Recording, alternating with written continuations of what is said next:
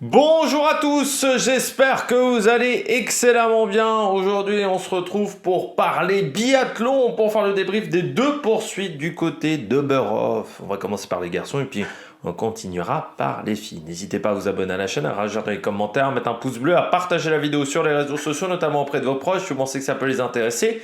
Dans les commentaires, n'hésitez pas à me dire qui vous a plu, qui vous a déçu. EPS 2.0, c'est sur les plateformes de podcast. TikTok, le débrief des compétitions en direct.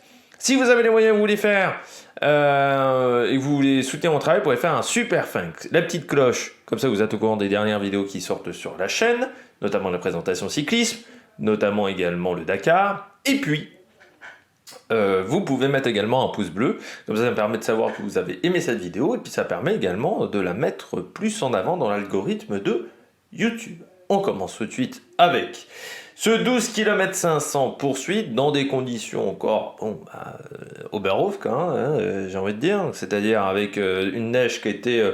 Alors, ils ont remis des substances pour la faire verglacer, ce qui fait que c'est à certains endroits, c'était très glissant pour les garçons. Chez les filles aussi, il y avait des endroits où c'était un peu tendax, mais avec une neige qui est toujours aussi manquante en fait. On sent que c'est vraiment de la neige artificielle et c'est vraiment compliqué d'avoir un bon niveau de performance et ça rend les courses un peu difficiles quand même. Et surtout, pas mal d'instabilité. On a vu une Allemande, je sais plus c'est laquelle qui est tombée, et on a vu également le Botten, le nouveau Norvégien qui est tombé aussi à l'échauffement. Donc ça rend les conditions difficiles et vraiment c'est pas simple. Voilà, du côté de cette piste d'Oberhof. Et demain, j'espère que pour les relais, ça va pas être trop une catastrophe. Parce que la piste travaille quand même beaucoup entre les garçons et les filles. Et avec les relais, j'espère que ça sera pas trop compliqué. Voilà, vraiment. Parce que ça peut être difficile pour les dernières partantes, très clairement. On commence par les garçons avec une course où les Norvégiens ont encore dominé. Bon, j'ai envie de dire, c'est assez similaire. Mais c'est un Norvégien un peu différent qui s'impose avec André Strømsheim. On en avait parlé hier, j'avais dit, putain, il va y avoir encore des nœuds dans la tête du côté du staff norvégien pour savoir qui on remet en deuxième division et qui on fait remonter en première division. Je sais pas si ça va arriver après Oberhof ou avant Antols, mais ça va être un cauchemar. Et le cauchemar se poursuit parce que Strømsheim, qui était peut-être jusqu'à maintenant peut-être le moins bon là de tous ceux qu'on avait, a encore sorti une grande course. Alors le problème de Strømsheim, c'est qu'il est trop irrégulier pour le moment. Il n'arrive pas à faire je vais y arriver. Il n'arrive pas à être régulier sur toutes les courses. On l'a vu, il arrive à faire des petits coups d'éclat comme ça. Alors il n'est pas mauvais non plus sur les autres, il n'est pas 50e comme certains français, il n'est pas comme Antonin Guigona quoi. Mais Strømsheim, c'est quand même pas mal ce qu'il fait, c'est très très intéressant et surtout on voit des progrès. Encore une fois, toute cette génération norvégienne qui monte. Et ça va commencer à être inquiétant pour Johannes Bö ou même pour Tarjei Bø qui n'a pas été très bon ce week-end du côté de Oberhof. Deuxième, la grid qui poursuit. Après sur les skis, il a des temps de ski quand même qui sont beaucoup plus en adéquation avec ce qu'il faisait l'année dernière qu'en début de saison. Il a vraiment retrouvé du rythme. Peut-être que ce qui s'est passé du côté de Lanzarote 2 lui a été un mal pour un bien presque pour lui parce qu'on a l'impression que ça a été un électrochoc et d'un coup il est reparti. Je pense qu'il est reparti, il a bossé, charbonné à l'entraînement parce qu'il voulait être prêt du côté d'Oberhof et il voulait montrer il n'était pas fini déjà les grilles, mais surtout que c'était qu'une erreur Lanzarote 2 et que ça se reproduirait pas, je pense. Johannes Dahle, là aussi c'est dommage Dahle parce que on voit les temps de ski de Dahle sont toujours excellents. Mais il a tendance à faire pas mal d'erreurs au tir. Là aujourd'hui il fait un 19 sur 20, donc c'est vraiment une course très complète. J'espère que ça va lui servir pour l'avenir. à Johannes Dalleux, parce que c'est vraiment, je pense aussi, là, on est sur un très bon biathlète. Il lui manque juste voilà, ce petit truc au niveau du tir. Parfois, il fait des erreurs. Il est capable parfois de faire un 6 sur 10 sur un sprint. C'est ce qui fait la différence avec les grands, c'est d'éviter de faire ce genre d'erreur, surtout de faire ce genre d'erreur régulièrement, mais bon, c'est un peu compliqué. Alors je disais, Tariebeu a été moins bien du côté de cette course, moins bien par rapport à d'habitude, hein, je dis du côté de Tariebeu, sur le sprint. Là, il fait quand même un 17 sur 20, donc le temps de ski était vraiment bon. Il se retrouve quatrième. C'était difficile de jouer mieux, quoi, parce que devant, il laisse quand même peu d'ouverture à 18 sur 20. Et même Dalleux, donc à 19, bon voilà, il laisse pas beaucoup d'ouverture non plus, donc c'était compliqué pour Tariebeu de remonter. C'est rare dans l'année où il fait mieux un sprint enfin il fait mieux une poursuite qu'un sprint, parce que souvent c'est l'inverse, il tombe un petit peu dans la poursuite.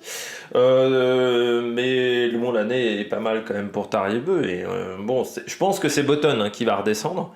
C'est dommage, il va monter pour redescendre, parce que bon, c'est vrai que son passage en Coupe du Monde a été compliqué, mais en même temps, dès que tu montes en Coupe du Monde, tu sais que tu dois faire tes preuves. Tu sais que tu es obligé d'avoir des résultats, donc c'est très compliqué pour les garçons en ce moment. Et puis Johannes, bah, depuis le début de saison, c'est compliqué. Alors déjà parce que sur les skis, il n'est pas dominateur, Johannes, mais aussi parce que il a des craquades au niveau du tir. C'est pas la première fois qu'il nous fait ça depuis le début de saison, de faire 2-3 erreurs d'affilée sur le même tir. On l'avait déjà vu sur un sprint notamment. Donc c'est vrai que Johannes Beu n'a pas cette régularité au tir qu'il avait les années précédentes. Alors, il a toujours fait quelques erreurs, mais déjà l'avantage c'est que sur les skis il pouvait les rattraper parce qu'il était au-dessus. Là, on a l'impression à des moments qu'il y a des grosses craquantes qu'il n'y avait pas d'habitude. Alors, est-ce que ces grosses craquantes sont dues au fait qu'il est moins performant sur les skis, et donc il sait que désormais son tir cette saison est beaucoup plus prépondérant que les années précédentes, et à l'inverse d'une Justine Breza dont on avait parlé hier, où je disais comme elle sait qu'elle a une marche sur les skis, elle se met moins de pression au tir. Là, du côté du Johannes Beu, peut-être qu'il se met une surpression au tir parce qu'il se dit faut au moins que je fasse 18 sur 20 pour être à la bagarre, et que si j'ai pas mon 18 sur 20, c'est difficile d'être à la bagarre, et que quand il fait une erreur sur le premier debout, il se dit là, faut plus que je fasse d'erreur, il en colle 3, parce que pensée négative, et il sort de son tir. Peut-être ce qui s'est passé. Fabien Claude, toujours, cette équipe de France, elle est incompréhensible chez les garçons. Hier, bon, alors je sais bien que sur le sprint, ça fait depuis le début de saison, où sur tous les sprints, on a été en grande difficulté. Mais hier, on était nulle part, faut bien le dire. Les temps de ski étaient pas bons. Le tir, c'était une catastrophe. 64% de réussite au tir, hein. C'est Simon Fourcade qui l'a annoncé. Et hier, on était nulle part. Là, aujourd'hui, Fabien Claude, qui faisait partie de ceux qui étaient le plus en difficulté hier, il fait un 7 sur 10 hier, Fabien Claude. Et le temps de ski était pas top pour Fabien Claude. Là, il fait une course parfaite. Quand tu pars 28, remonter 6, c'est que ça tient presque du miracle d'être à la cérémonie des fleurs. Donc non, il fait une super course, sauf que il manque cette régularité-là, parce que peut-être que demain, Fabien Claude, il va bâcher complètement son tir, et que sur le relais, ça va être une catastrophe. Et surtout, on a l'impression qu'il y a un Français sur chaque course qui arrive à s'en sortir un petit peu. Il y a eu Eric Perrault, il y a eu quelques fois Emilien Claude. Mais surtout, il n'y a aucune régularité, c'est-à-dire qu'il n'y en a aucun qui arrive à tenir dans le temps. Et surtout, à chaque fois, on a l'impression que c'est épisodique. Alors d'un coup, ça va être Quentin Fillon-Maillet. Après, c'est Emilien Claude. Après, c'est Fabien Claude. Après, il n'y a pas un leader qui tracte. Et c'est ça le problème de cette équipe de France. Parce que quand tu as un leader qui tracte et qui amène les résultats, c'est plus facile de travailler. Alors que là, t'as pas le leader qui tracte, parce que là, aujourd'hui, Quentin Fillon-Maillet, hier, c'était bien. Aujourd'hui, c'est de nouveau pas top. C'est compliqué, quoi. Je pense que c'est compliqué pour les entraîneurs, parce que c'est difficile de créer une émulation. Et ouais, là, c'est pas simple. C'est pas simple du tout. Donc là, aujourd'hui, Fabien Claude, c'est bien. J'espère que ça sera bien demain au relais, et qu'il n'y aura pas encore des erreurs. Martine Pontiglioma, toujours pas de sans faute cette année pour Martine. C'est terrible, il y a toujours des erreurs, et c'est dommage, parce que ce qui fait qu'il perd des points pour la Coupe du Monde, et ce qui fait aussi qu'il peut pas... ça manque de régularité, quoi, pour Martine Pontiglioma. Et c'est vrai que Putain, c'est dommage parce qu'il n'y a pas le gros résultat, quoi, qui est la grosse victoire qui ferait du bien, parce que à chaque fois il y a des petites fautes là depuis le début de saison, et c'est ça qui est un peu triste. Johannes Kuhn, régulier, 18 sur 20. Il sauve un peu la course des Allemands, parce que c'est vrai que le sprint était très bon hier. La poursuite a été plus compliquée, notamment avec Benedict Doll, mais c'est pas la première fois qu'il se foire sur une poursuite après avoir été très bon sur le sprint. Et là, du côté de Johannes Kuhn, ça a été pas mal, avec un 18 sur 20 aussi. Samuelson, lui, fait 17 sur 20, puis Jasper Nedin, 19, et qui remonte de la 12e place, donc les temps de ski n'étaient pas top. Giacomel aussi, belle remontée aujourd'hui. Pas top pour Eric Perrault pour le classement du maillot bleu, pour Tommaso Giacomel qui hier avait pas été fantastique et aujourd'hui il a marqué des gros points. Benedict Doll, 5 fautes sur le coucher, déjà ça te plombe d'entrée, même si derrière il fait un sans faute, forcément il pouvait pas faire un miracle. Devant Philippe Horn à 17 sur 20, Roman Rees à 18, Estrello à 19, donc là ils se suivent tous.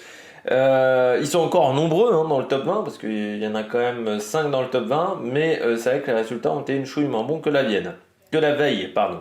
Quentin Fillon-Maillet, là aussi c'est compliqué. Alors maintenant c'est le debout qui gêne presque. Encore 3 fautes sur le debout. Hier c'était 2, là aujourd'hui c'est 3. Et 2 sur le coucher, une de chaque, mais ça c'est, on va dire, c'est un peu plus raisonnable. Ce qui fait vraiment chier, c'est les 3 sur le debout, ça c'est problématique. Mais c'est vrai que s'il n'y en avait eu que 2 sur le coucher à 18 sur 20, c'était quand même beaucoup mieux. Émilien Jacquelin, 17, mais sur les skis, c'est toujours pas ouf. Voilà, du côté d'Emilien Jacquelin. Donc c'est ça le problème. Sur les skis, c'est pas suffisant pour moi pour amener des résultats, pour avoir des gros résultats. Et puis Botten, donc l'autre Norvégien, là encore compliqué. 5 fautes pour Johan Olaf Botten. Seulement 24e, ça veut dire que les temps de ski sont bons, mais encore une fois trop de fautes. Et puis Eric Perrault, 26. 2 erreurs sur le coucher, j'ai l'impression que là aussi du côté d'Eric, déjà il partait de loin, donc il ne pouvait pas s'attendre à un miracle. C'était mieux sur le temps de ski, mais un petit peu en retrait par rapport à certains de ses camarades. On redescend dans le classement, Lucas Hofer, catastrophique. 5 fautes et surtout il passe de 21 à 41, donc déjà hier c'était pas top. Aujourd'hui c'est encore pire. Jérémy Finello, là c'est difficile, 2-4-2 au niveau des erreurs. 12 sur 20 seulement, tu peux pas faire de miracle non plus. Et puis voilà, sinon ça a été compliqué. Voilà, pour certains concurrents qui ont eu du mal à finir leur course. On passe tout de suite aux filles. Du côté des filles, nouvelle victoire française. Cette fois-ci, c'est pas Justine, c'est Julia. Elle a fait un premier debout en vitesse de tiers, donc 17 secondes. Putain, ça tirait à une vitesse du côté de Julia Simon. Son premier debout, il est exceptionnel. Elle est partie fort comme Elvira Heuberg. Il y en a 2 qui sont partis comme des tarés. C'est-à-dire que vraiment, elle et Elvira Heuberg, elles sont parties fort. Sauf qu'elle a réussi à tenir sur la fin, ce que n'a pas réussi à faire Elvira Heuberg, qui était un peu plus dans le dur sur le dernier tour encore. C'est un peu le problème des Suédois, c'est ce fameux dernier tour. Et Julia Simon, et ça fait du bien à Julia, parce que l'année n'est pas facile, il y a cette affaire avec la carte bleue. Et puis, cette première partie de saison, elle n'était pas mauvaise. Bon, Östersund, c'était dur, mais Orfilsen et Lanzerheide 2, c'était pas mauvais. Mais sur les skis, il manquait quelque chose. Il manquait un truc sur les skis, alors que là, elle a réussi à le faire. Et c'est ce qui fait pour moi la différence aujourd'hui. Sur les skis aujourd'hui, elle était très bien. Et ça change. Justine Brezaz, trop de fautes sur le debout. C'est dommage parce que elle était bien dans sa course, elle ouvre une porte. Après, malgré tout, ça fait d'énormes points en Coupe du Monde, là encore au niveau du classement individuel. Mais c'est vrai qu'elle a ouvert une porte sur le debout. Ça montre que, elle n'est pas infaillible non plus. Ça montre aussi qu'hier, il y avait eu un 8 sur 10. Elle gagne quand même avec son 8 sur 10, mais avec Franziska Preuss, l'écart n'était pas énorme. Bon, ça montre aussi qu'il ne faut pas qu'elle fasse non plus 150 erreurs de tir dans l'année, parce qu'au bout d'un moment, un 17 sur 20, un 16 sur 20, c'est pas suffisant sur une poursuite, où c'est compliqué ensuite de gagner. Voilà, c'est dommage, la double, la double, c'est-à-dire elle a fait 3 fautes, 5 fautes. Je crois me rappeler sur le dernier tir debout, et ça c'est dommageable. Tendrevold, elle a fait une course de l'arrière, c'est-à-dire qu'elle a décidé de faire je fais propre sur le coucher. Voilà, je commence tranquillement sur mon coucher, j'essaye de faire mon tir proprement. Et puis après, on voit sur le debout si on peut jouer quelque chose, si on peut pas jouer quelque chose. Elle a réussi à jouer quelque chose. Et puis elle a réussi à tenir les skis d'Elvira Heuberg. Pourtant, Elvira Heuberg, elle a mis une mine dans une des montées, sauf que Tendrevold, elle s'est accrochée. Et après, derrière, le contre, derrière, dans la côte d'après, Elvira Heuberg, elle a démarré un peu trop tôt, tout simplement. Et puis surtout, elle avait fait un énorme premier tour. C'était compliqué après derrière. Lou Jean Monod, un temps de ski qui est en retrait. Bon, on le dit, depuis qu'elle a chopé la Covid, elle est un peu en difficulté sur les skis. Par contre, elle fait des courses propres. Lou Jean Monod, certes, sur les skis, c'est pas fou. Par contre, très peu d'erreurs au tir. Et donc, elle continue d'engranger des points au niveau de la Coupe du Monde. Elle est devenue maintenant solide. Voilà. C'est-à-dire qu'on peut compter sur elle, notamment sur un relais. On sait que ça va tenir. Voilà. C'est juste que sur les skis, il en manque un petit peu. Voilà. C'est le problème de Lou Jean Monod. 6e, Knoten. 2 erreurs. Elle est encore en phase de progression. Knoten, c'est encore une fille qui va progresser dans les années à venir. Franziska Preuss, c'est dommage sur le dernier debout. Après, sur les skis, c'était pas aussi bien qu'hier. Sur les skis, c'était dur. Et puis, on voit le premier tour que lui a imposé Sophie Chauveau. Ça lui fait faire une faute. Sophie Chauveau, elle est aussi partie très fort. Et on voit que elle a tenté de tenir au départ les skis. Et puis, elle a compris qu'elle allait exploser. Et je pense que ça l'a mise en difficulté sur toute la poursuite derrière. C'est-à-dire qu'elle était dans le rouge à la fin du premier tour. Et elle n'a jamais réussi à retrouver un second souffle jusqu'en fin de course. Vitozzi, 18 sur 20, elle marque des points. Donc il faut toujours la compter parmi les filles qui peuvent aller chercher le gros globe. Il faudra faire attention à elle. Jeanne Richard. Voilà, quoi. Jeanne Richard, c'est formidable, quoi. C'est-à-dire qu'elle fait quand même un 15 sur 15. Elle peut faire les 2 erreurs sur la fin. Elle est tellement jeune, Jeanne Richard. L'année dernière, elle était en compétition junior, Jeanne Richard. Elle est montée en IBU Cup, Coupe du Monde. Première Coupe du Monde. Elle fait 8e. Là, elle fait 9e. Les 2 fautes sur la fin, c'est normal, elle est jeune. Mais Chloé Chevalier, elle n'est pas prête de revenir en Coupe du Monde. Surtout qu'en plus, je pense que... Alors, je sais pas si elle a vu les résultats de Jeanne Richard hier. Alors aujourd'hui, en IBU Cup, je crois qu'elle fait 25e. Pourtant, avec un 9. Je crois qu'elle a fait une erreur, ou 2 erreurs, je ne sais plus, Chloé Chevalier. Ça sent pas bon pour elle, parce que Océane Michelon fait un peu moins bien qu'hier, mais c'est pas non plus une course catastrophique. Donc... et puis avec Gillian Guigona qui est quand même un peu devant elle, ça va pas être évident.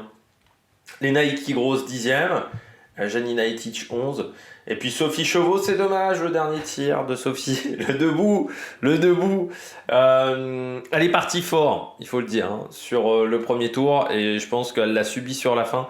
Elle a fait 2 premiers tours canon.